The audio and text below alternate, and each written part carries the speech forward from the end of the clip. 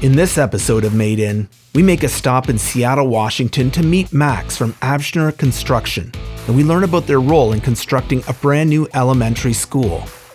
We're out here in Seattle. We're building a brand new elementary school for kids, 3-story school, pretty good size. It's about 105,000 square feet. It's gonna be a lovely school. It's gonna have brick veneer around the exterior. It's gonna have all the units that are on top. It's kind of an interesting school because the school itself is built into a hillside, so it's kind of terraced. So one level goes into the hillside, and then the other level, and then the other level, and it ends up planing out with the street. As you can imagine, with a school that's 105,000 square feet, where do you start? For myself, it was the drawings. I had to get right into the drawings. I spent many weeks, looking through the drawings, flipping pages, getting an idea. Where do we even start when we start building the building? And so for us, for this building in particular, it was the retaining walls. We have these huge cuts, inside the building that I had to start on these retaining walls. And from there, what I had to do is I had to start then generating a schedule. What we at Absher do is we have drones. We fly drones over the top of our job sites just to get an idea of what the job site looks like, how we're doing for construction. It's a good way to track what we're doing.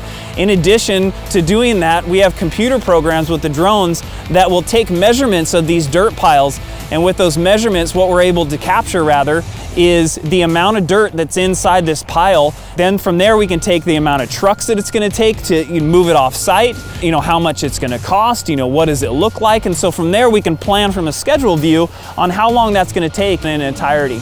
Another aspect is from all these subcontractors, they're gonna be bringing in all this material into the building, and so they need to submit on the types of products they're gonna be using. So we call that a submittal. Within that submittal is going to be, for like a plumber, it'll be all of his drains, all of his sinks, all of his underground PVC, all the way down to the smallest little fitting that he has. All that information gets sent over to us and we have to review it. And then from there, that gets sent over to the architect, and then all that stuff is the stuff that ends up getting built into the building. Using that schedule as what my job is as a superintendent, to make sure that we're getting these submittals in, getting the RFIs in, so that we're getting the information to the people that need it, so that we can turn over the building to the school district in a timely manner.